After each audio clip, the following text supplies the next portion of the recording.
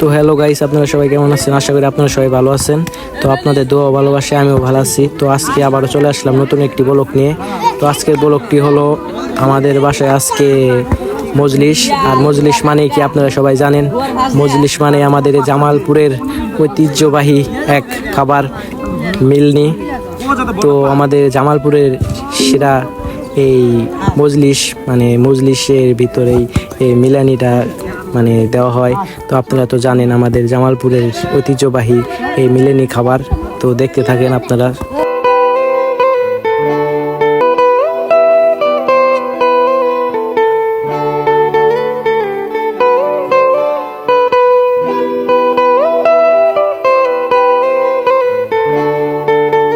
তো কি বলবো গাইস, তো আপনারা তো জানেন আমাদের এই জামালপুরের ঐতিহ্যবাহী এই খাবার মিলেনি।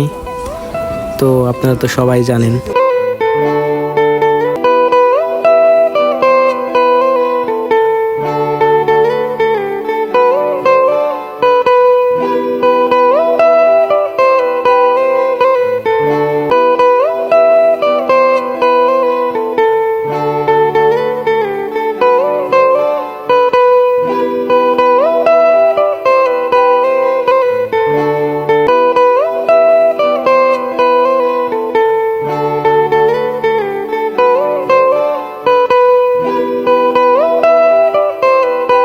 তো গাইস, মাংস আমরা বলি কষানোর পরে যা হয় মানে মিলানি দেওয়ার পালা। তো এখানে আটা গুলে নেওয়া হচ্ছে যাতে মিলানি দেওয়া যায়।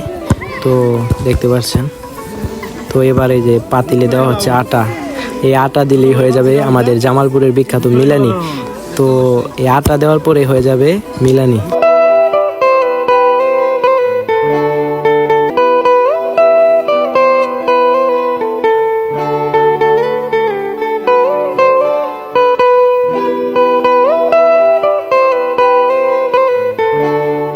তো কি বলবো গাইস, তো এই মাংসতে এই আটা দেওয়ার পরে হয়ে যায় মিলানি, আমাদের জামালপুরের বিখ্যাত মিলানি।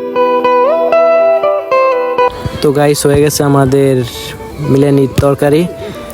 তো দেখতে পাচ্ছেন। তো গাইস, তো তরকারি হওয়ার পর যাকে বলে সোমবার, আমরা সোমবার বলি। তো সোমবার দেবে, তার জন্য পেঁয়াজ করা হচ্ছে। তো গাইস, তো হয়ে গেছে আমাদের সোমবারের কাজ। তো এখন সোমবারের যে পেঁয়াজটা করেছে মানে সোমবারের, ওইটা তরকারির ভিতরে দিয়ে দেওয়া হচ্ছে। তো এটাই আমাদের জামালপুরের বিখ্যাত মিলে। তো আপনারা সবাই ভালো থাকেন, সুস্থ থাকেন। আজকের ব্লগটি এখানেই শেষ। আবারও দেখা হবে নতুন একটি ব্লগে।